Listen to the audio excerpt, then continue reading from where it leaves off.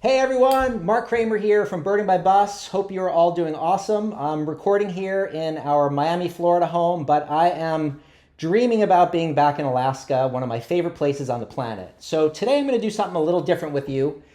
I want to take you through an eBird photo quiz featuring the birds of Nome, Alaska, which in my opinion is one of the most exciting birding destinations in North America, especially in the month of June.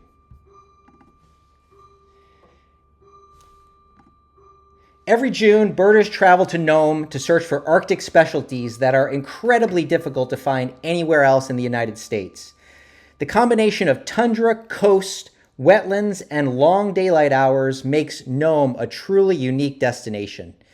Check this out. These are some photos that I took from our last Nome, Alaska tour. There's an Aleutian tern. Oh, what a beauty. Bar-tailed godwit on the tundra with the mountains in the background. Yeah, that is some special place. So today, let's go through this eBird photo quiz, and I'm going to see how many of these 20 birds, it's a 20 question photo quiz. Let's see how many of these 20 birds I can identify. But the goal here is not about my score. It's about taking you through the thought process involved in looking at the behavior, the habitat, the shape, and the field marks of the bird so that you can also study and use eBird photo quizzes as a study tool for your trips. Let me show you how to find the eBird photo quizzes on eBird. So you're going to start here on the eBird homepage. You're going to click on the Explore tab. You're going to scroll down a bit and find this right here that says Photo and Sound Quiz. You're going to hit Start Quiz. You're going to want to select the region that you're interested in. So I've selected here Nome census area. When we're going to do birds from year round, and which birds you have a choice of likely, likely and infrequent, or all possible birds from the location. Let's kind of go with this mid-range, likely and infrequent, which will give us a lot of the common birds, but also a few rarities as well. And we're going to want to identify photos. We'll skip sound recordings for now and go with a photo quiz. So let's start the quiz, and here we go. Question number 1. Let's see how I do, and let's see how you guys do out there. Okay, question number 1. So the way that these questions works is it shows you a picture of the bird, and you've got multiple choice answers here with 4 possible birds, or it could be none of the above. So here we're looking at a bird that to me looks like a pipit. It is a pipit. And it's giving us some choices of the regular expected birds, which really the most expected one in Nome is American pipit, but there are all kinds of other possibilities from Siberia that could turn up there. Olive-backed pipit, Siberian pipit, red-throated pipit. This looks like a fairly standard American pipit. And one other clue that you can use here is where the photo came from. It actually shows you that in the lower left corner. This photo was taken in New Mexico in November. So I'm going to go with the expected one, which is American pipit. And then once you've selected your answer, you can see if you got it right. I did get it right in this case. And then in order to proceed to the next question, you've got to rate the image on a scale of 1 to 5. So this image looks like a pretty standard, maybe a 2 or a 3. Let's give it a 3.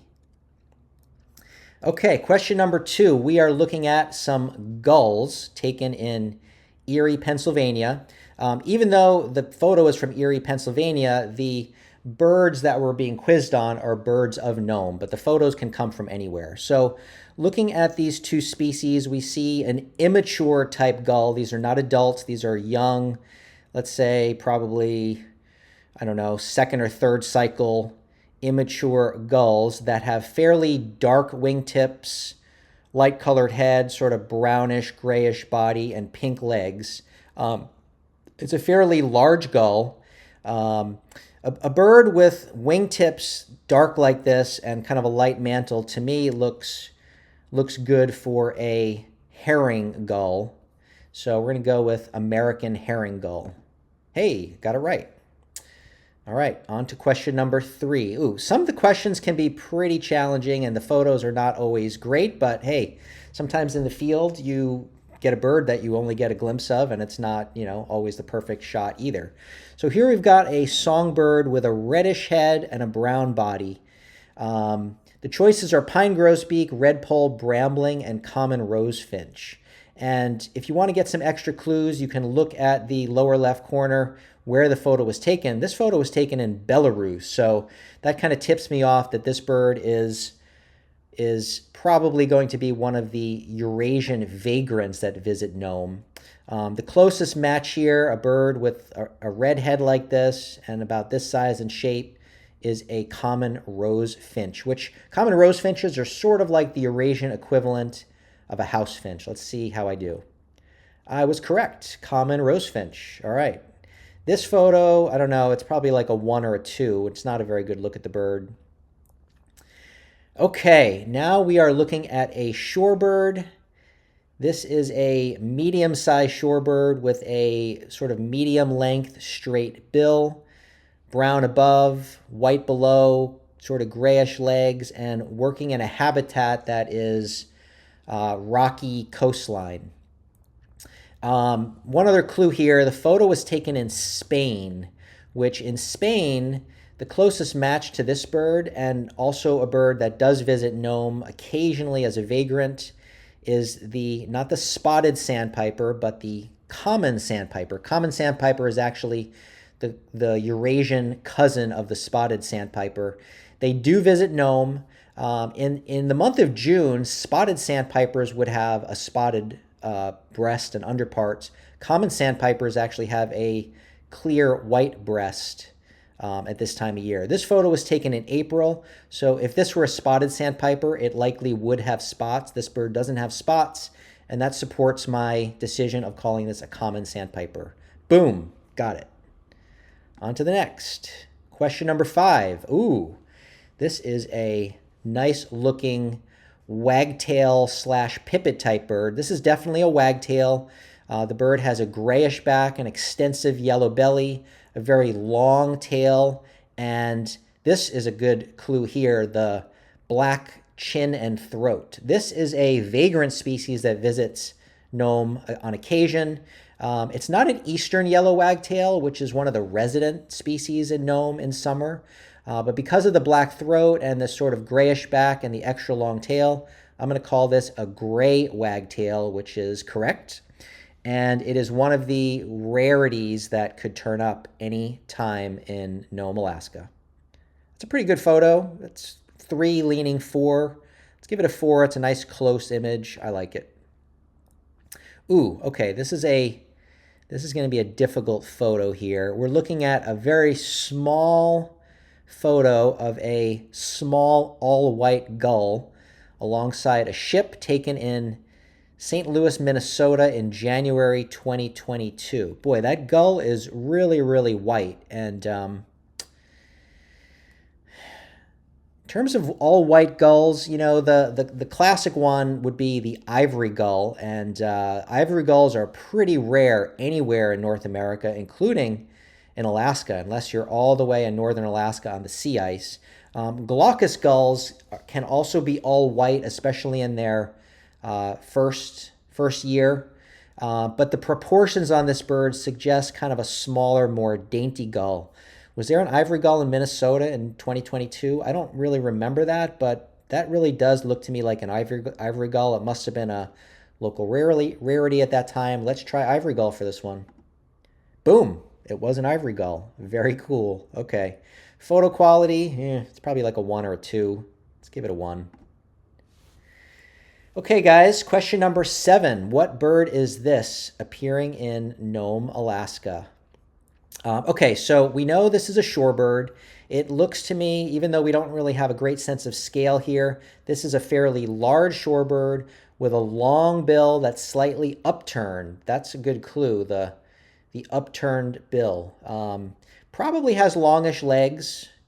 Really can't tell the depth of the water that it's standing in, but anyway, we've got a large shorebird, long upturned bill, kind of a heavily patterned back. Overall, the colors are sort of brownish, kind of buffy brown, warm buffy brown. One of the expected godwits in Nome in spring and summer is the bar-tailed godwit. So I'm kind of looking at this bird and saying, could this be a bar-tailed godwit? Yeah, this certainly could. It's definitely leaning more toward a female type bird.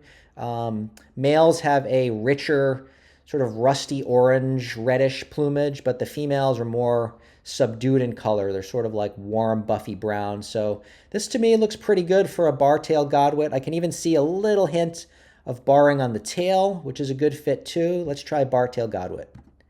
Correct. Did you guys get that one right? Hope you did.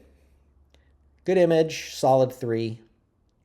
Okay, wow. All right, another shorebird that looks remarkably similar to a godwit, but it's got a few key differences. So this shorebird is, let's look at the bill shape. The bill is long and straight.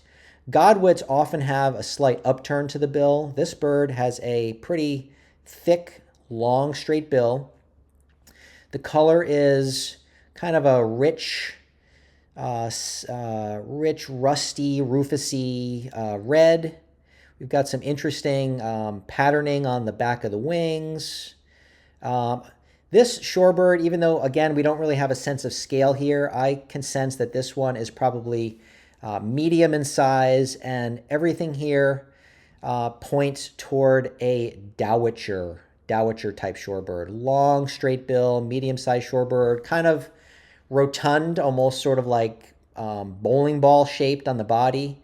Let's go with our dowitcher choice here, which in this case is going to be long-billed dowitcher. The difference between long-billed and short-billed dowitcher is a whole nother discussion on its own, but since long-billed is a choice here, I'm going to go with that, and also knowing that the expected dowitcher in Nome is also the long-billed. All right, we got it. We are correct. So far, we're on a roll, guys. We've gotten every single one right. Okay, question number 9. We are looking at a gull-type bird. We've got kind of sort of a medium gull here with a thin yellow bill, no markings on the bill. The bird has sort of whitish, grayish underwings. We've got some black wingtips with white windows. The white's fairly extensive, which to me leans more toward a short-billed or common gull as opposed to a black-legged kittiwake. Kittiwakes do also look like this, but the wingtips are more solid black. They have like a black triangle where the wing looks like it was dipped in black paint. Here we've got quite a bit of white. So that kind of brings us to either short-billed gull or common gull. This picture was taken in Sweden. And in Sweden, common gull would be the more expected gull over short-billed gull. Short-bills are more expected in North America, but certainly these birds can cross continents, and either one, short-billed could be found in Eurasia, common gull could be found in North America. This is a tough call on this one. You really have to look at the wingtips and the amount of black in some of the feathers here. I'm going to say common gull just because it's more expected in Sweden, and I see a lot more black in the number 8 primary feather and just kind of more black overall than you might expect for a short-billed. So let's try common gull. We were correct in choosing the common gull, but common gull and short-billed gull both would have been very good answers. You have to use all your clues to get to the right answer, including location, time of year, and shape and plumage characteristics as well. Okay, guys, question number 10. We've got a very small photo of what looks to be a raptor. I'm getting a raptor, soaring raptor sense here. I'm going to zoom in a little bit. Okay, this looks like a falcon. It's got fairly long, pointed wings. I can see the hint of a mask with some sideburns here. It's a fairly robust, stout-looking falcon with a dark mask. The photo was taken in Utah, even though this bird could be occurring in Nome. To me, this looks pretty good for a classic peregrine falcon.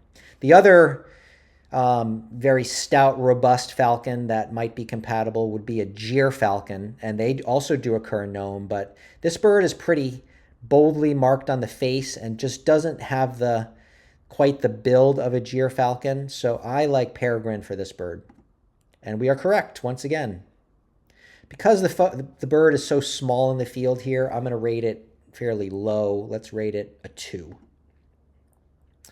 Okay, on to question number 11. We are looking at 2 loons. Now, this is kind of interesting because sometimes when you have 2 birds in a photo, you're not exactly sure which bird you're supposed to be choosing on. And sometimes you could potentially skip the question if you feel like it's an unfair question. You can hit the skip question. But, well, here we've got a loon on the left that has a very clear red on the throat, which is a dead giveaway for a red-throated loon. The bird on the right, however, is not looking to be a red-throated loon. It's got this dark patch on the side of the neck and has an overall sort of different build. This bird on the right, to me, looks better for Pacific loon. So which one is it asking us about? I don't know. We really...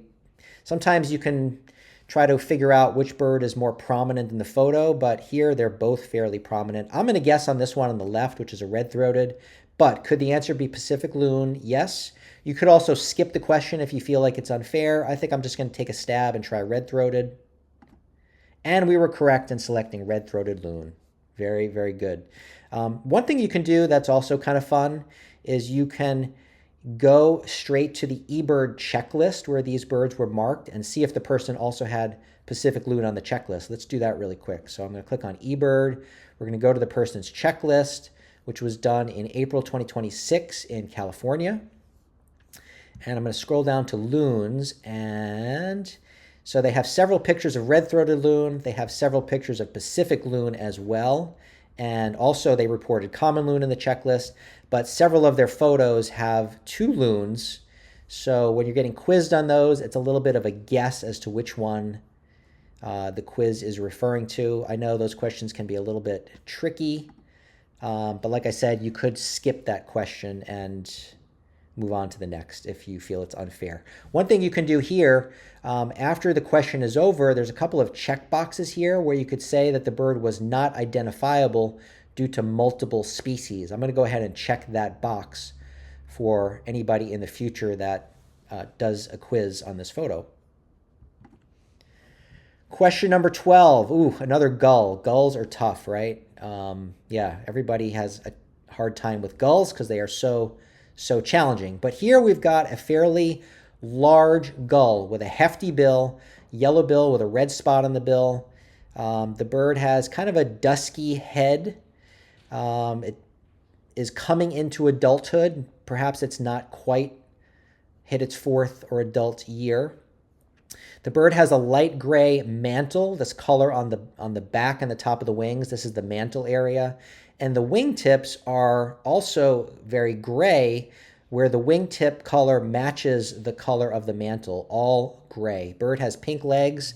This is a really good fit for glaucous winged gull. Glaucous wings are known to have sort of light to medium gray mantle and wingtips that match the color of the mantle. And glaucous wings are found in Nome.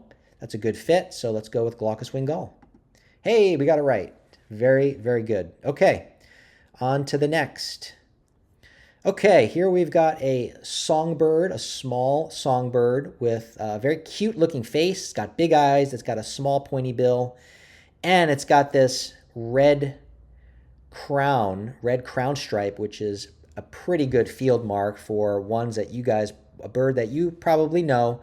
The photo was taken in Michigan, but these do occur in the Nome area, especially where there are trees and more boreal forest type habitat they really like.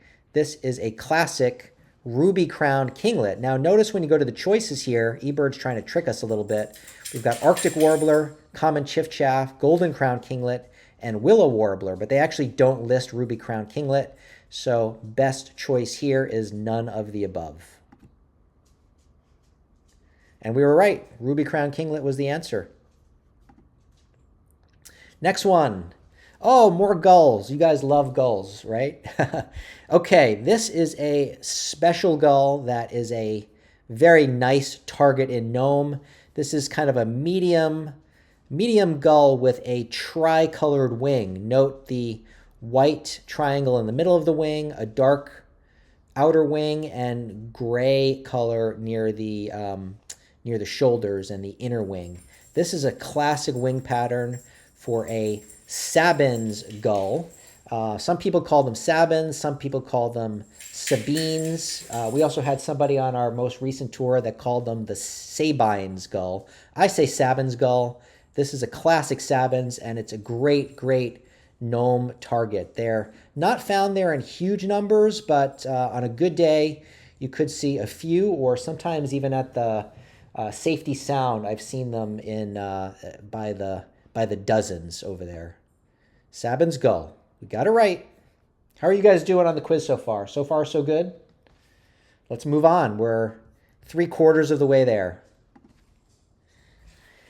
Okay, looks like we're looking through a digiscoped image. You can see the rounded corners here looking through somebody's scope, and we've got some geese. We've got some dark geese with white cheeks, and there's also some all-white geese in here, which the all-white geese we know are snow geese. The other geese here look like Canada or cackling type goose. So there are many, many different subspecies of Canada and cackling goose, and we need to sort of size them up a little bit, size and proportion. This bird has a fairly stubby short bill and a short neck. They really are leaning toward being cackling goose, which are the smallest subspecies of the Canada and cackling goose complex. But the lesser Canada goose, which is the smallest subspecies of Canada goose, do sometimes get confused with cackling goose. But here, I like the fact that these bills are short and stubby. We've got short necks, and I think that these are pretty good for cackling goose. In Nome, you can actually have both cackling and Canada geese, and it can be a challenge to sort them out. You've really got to look at them closely. In the choices here, we actually don't have either Canada or cackling goose. So are we supposed to be identifying the snow geese? Maybe. Or maybe eBird's trying to trick us, and we have either a Canada or cackling. I think the Canada cacklings are much more prominent in this photo. So I would say the person that made the eBird checklist intended to show us a cackling goose. So I'm going to select none of the above. Is it possible that the answer could be snow goose? Yes, and that would not necessarily be wrong. Let's see. The answer was actually snow goose. If we want to know what the other birds were, let's reference the person's original eBird checklist. They reported 3 snow geese and 2,100 cackling goose minima subspecies. So we were correct on being cackling goose, but eBird in this case, or the person that posted the checklist, actually wanted us to be looking at the snow geese. Anyway, so we did get one wrong, but really we didn't get it wrong, and we'll just make a mental note of that. Oh, I should have checked the multiple species checkbox on that one. I forgot. But anyway, let's move on to the next number 16 question, which is a pigeon/dove type bird. The photo was taken in Canada. It is definitely looking like a dove, and this is sort of a medium dove with a sort of brownish tones. It's got a somewhat squarish / pointy tail. Mourning doves, which are a vagrant species from the lower 48 that sometimes visit Nome. Actually, there was one in Nome this past winter that spent several months in Nome. It was hanging out at a bird feeder. This to me looks pretty good for a mourning dove. Not a classic Nome species, but they have turned up a few times there. Mourning dove is actually not in the choices here. We only have one dove listed, the Oriental turtle dove, which is another vagrant dove from Eurasia that has visited the Nome area in the past, but it is not a turtle dove. Turtle doves have a sort of a black and white neck patch that this one doesn't have. So this is a mourning dove. The correct answer is none of the above. And we were right. It's a mourning dove. Okay. Oh, this is an interesting one. We are moving on to some waterfowl here. Um, Kind of a sort of nondescript waterfowl that's chocolatey brown, has very light underwings, which is a good clue. So chocolatey brown duck with light underwings. There's no male duck in the photo to give us any tips here, but there is one duck that can be found in western Alaska. Not super common in Nome, to be honest. Maybe more common in on St. Lawrence Island, which is also part of the Nome census area that we're being quizzed on. This to me, the chocolatey brown, the shape of the head, the light underwing, this is a female Steller's eider. There it is. This is a tough one. Certainly would have been helpful for everybody out there if there were a male Steller's eider in the photo. But hey, sometimes you only get the female, and female waterfowl can be very challenging. Question number 18. All right, we're looking at a songbird. It's an interesting angle. We're not getting a super great side profile shot of the bill, but we know we have a bird with light underparts, grayish upper parts, kind of a pointy, it looks to be a pointy bill. It's a small bird. It's definitely like warbler shape and size.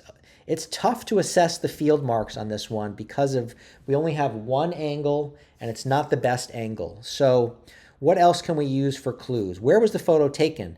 Photo was taken in the United Kingdom. Interesting. That might mean we could be dealing with a Eurasian type warbler here. Choices: willow warbler, common chiffchaff, Arctic warbler, and dusky warbler. Arctic warbler is the one warbler that's expected in the Nome area. It's a transbearing migrant, which means it breeds in Alaska in the summer, and then when it's time to migrate, it actually flies across the Bering Sea to Asia. They winter, Arctic warblers winter in Southeast Asia. Would you find an Arctic warbler in England? Probably not, unless it were a vagrant. So I'm going to cross out Arctic warbler. It doesn't even really look like an Arctic warbler. That brings us to willow warbler, chiffchaff, and dusky warbler. I'm going to throw out dusky warbler, and common chiffchaff is a fairly dull old world warbler. Willow warbler, I'm not super awesome at willow warbler identification, but I feel like they're more sort of yellow greenish toned, and chiffchaffs tend to be duller. I'm going to go with common chiffchaff. And I know that those have turned up in the Nome census area. Willow warblers have also turned up in Nome census area, but I like chiffchaff for this bird. Ooh, we got it wrong. Okay, it actually was a willow warbler. So, hey, even experienced birders get these questions wrong, especially when you have a rare bird that's not the best photo and it's not at the best angle. So this is actually a good learning experience. This is part of the reason why eBird photo quizzes are so good, because we can learn from our mistakes, and this is how we get better at birding. So one cool thing you can do here is, if you want to sort of learn what the differences are between willow warbler and common chiffchaff and how to identify these better in the future, you can click on the little info button next to the species name in the question, and it'll bring you up to the species profile page. So let's look at willow warbler. Willow warbler, look at the first thing they say in the identification. Looks very much like a chiffchaff and best identified by voice. Well, we don't have the benefit of a voice here. We only have a photo. But compared to chiffchaff, willow warbler is often brighter, more yellowish, with stronger pale eyebrow, pinkish legs, and tends to not habitually dip its tail. Let's compare that to common chiffchaff. We're going to go back to the quiz, click on the info button for common chiffchaff. Chiffchaffs are a very plain looking leaf warbler or old world warbler, also best identified by voice, which is very different from the song of the willow warbler. But relative to willow warbler, chiffchaff is often duller, more brownish overall, with a weaker pale eyebrow and dark legs. So when I looked at this photo, I guess I couldn't really tell the color of the legs. I thought this was a duller bird than it actually was. But it was a willow warbler. Okay, enough said. Let's move on. That's a challenging bird, and any old world warbler, aside from Arctic warbler that turns up in western Alaska, is an awesome rarity and also quite a challenge to nail to a species ID. Question number 19. Ooh, this is a raptor. We're looking at a bird with a hooked bill. It's got, I would call these short rounded wings, long tail. We've got this patterning, this barred patterning in the wing, kind of a scaly appearance in the scapular feathers. It's got a little bit of a white throat. What are our choices? Bald eagle. Well, definitely not a bald eagle. This bird does not have the proportions of an eagle. So we've got this down to red-tailed hawk, northern harrier, and American goshawk. Northern harriers typically have a white rump and a longer wing, and I would even say a longer tail. It's not the right shape for a harrier. So that brings us down to red-tailed hawk and American goshawk. For this bird, I say the shape is better for an accipiter type hawk. We've got short rounded wings. We've got a long tail with some barring on the tail. Buteos or red-tailed hawk would be just sort of more bulky and robust overall. Their wings are a bit longer. Their tails are a bit shorter. This is an accipiter type hawk, and it's a fairly robust looking accipiter. Does not have the proportions, the delicate, smaller proportions of a sharp-shinned hawk. Cooper's hawks are typically, Cooper's hawk until now have not been actually found in Alaska, so that would be really, really, really rare for Alaska since Cooper's hawks have not yet turned up in Alaska. So knowing this is an accipiter type hawk that's fairly robust, the best fit is American goshawk. Got it. Awesome, guys. All right, we are down to our last question. Question number 20. All right, we've got a songbird that's eating fruit. So interesting to note the behavior and habitat. We're in a fruit tree in November in Michigan. The bird has kind of a fairly round, rotund structure to it. Got this sort of yellowish tones on the head and in the rump area. Our choices: brambling, white-winged crossbill, common rosefinch, pine grosbeak. As far as brambling goes, does not match a brambling. Bramblings have a completely different plumage pattern and even a different shape. White-winged crossbill, I want to focus on the bill here. Does the bill look like a crossbill type bill? Crossbills have a fairly pointy bill where the bill tips cross each other. They sort of have a scissor type bill. This is not good for crossbill. Common rosefinch, no. Common rosefinches are kind of more streaky and built like a house finch and would probably have some reddish tones. This bird is definitely a good fit for a pine grosbeak. Yes. Awesome. Okay, that's a pretty cool photo with the bird eating fruit. Let's give it a 4. All right, so in summary, we got 18 out of 20 correct. Remember, we got the one wrong, the snow goose one, where we were looking at a lot of cackling geese with a couple of snow goose in the picture, and we got that one wrong, but I think we got that one right. And then the one really tough one with the willow warbler that looked like a common chiffchaff, that was a tough one. Hey, it's hard to get 100% on these things, but the more you practice and the more you do these eBird quizzes, the better you get at the birds of an area that you're going to be visiting. Go back to my screen here. One of the great things I love about doing the eBird photo quizzes is it gives you a lot of repetition and helps you learn the birds of an area. You're not going to learn just from one quiz. You've got to do them over and over and over again, but they're fun, they're interactive, they contribute to eBird actually because you're helping to rate eBird photos, and it's a really nice alternative to just opening up a field guide where you could be overwhelmed by pages and pages and pages of birds.